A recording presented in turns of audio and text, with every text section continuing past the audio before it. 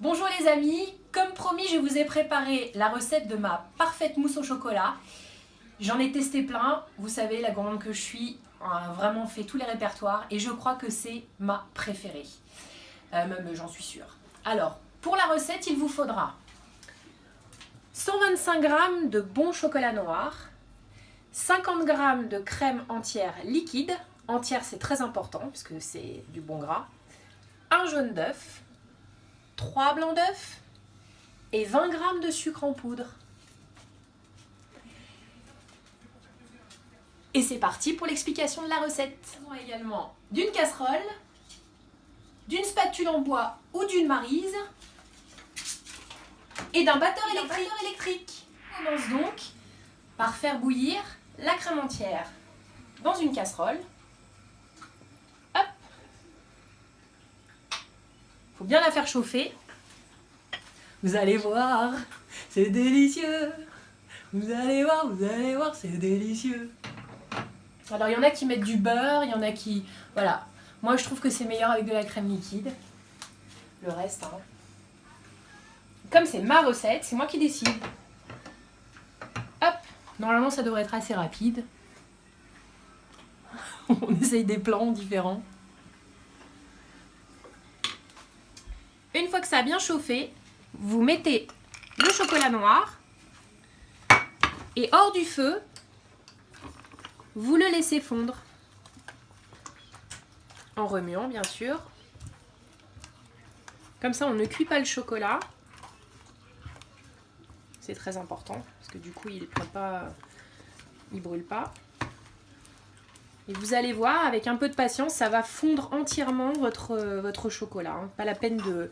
Il y en a qui font fondre le chocolat au bain-marie, ajoutent la crème, enfin voilà. Mais moi je trouve que dans cet ordre-là, c'est plus sympa, ça fait c'est plus rapide aussi, parce que voilà, c'est un dessert très simple, très rapide et familial, donc je trouve qu'il ne faut pas mettre des heures à le faire. Donc moi j'ai simplifié l'opération et c'est très bien. Regardez, il commence à fondre bien comme il faut.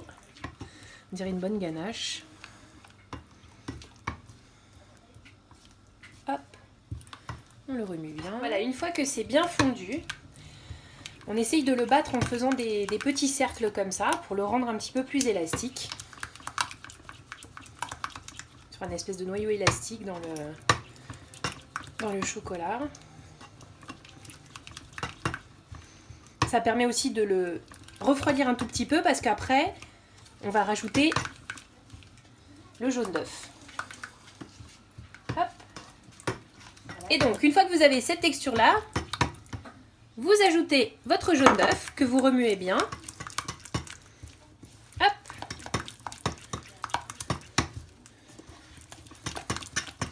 Et là, on a bien le petit noyau élastique. Ça devient vraiment élastique. C'est ce qui va donner...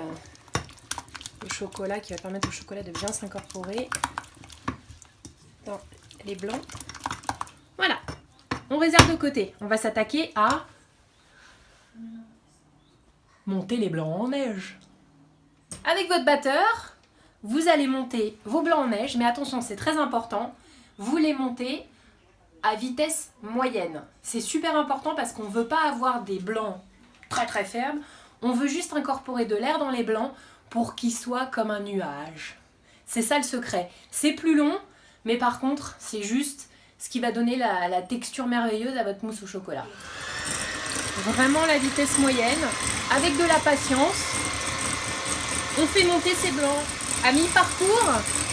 Quand ils ont un peu cette texture, enfin qu'ils commencent à mousser un peu, vous rajoutez vos 20 g de sucre. Hop, faites gaffe parce que ça se met à voler. Et là, vous continuez à les monter patiemment, gentiment, à vitesse moyenne. C'est un peu comme la guimauve, en fait. Tout doucement. Alors, il faut être patient, c'est un petit peu plus long, mais vous voyez, ça fait comme une mousse, en fait. Ça commence à mousser, gentiment.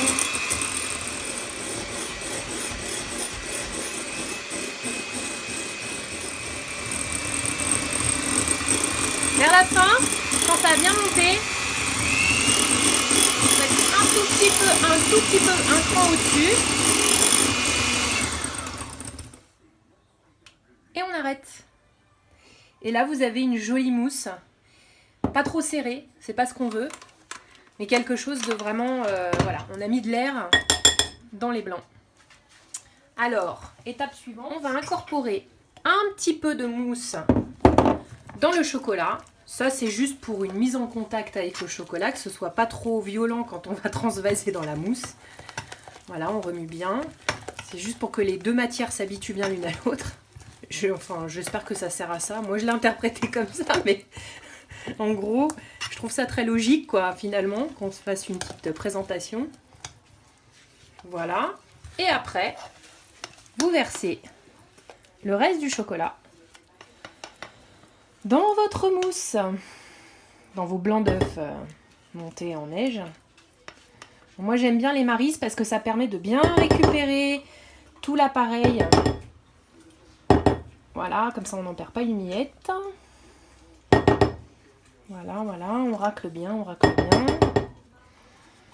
Même si le plaisir, c'est quand même de lécher les plats après. Et alors, délicatement,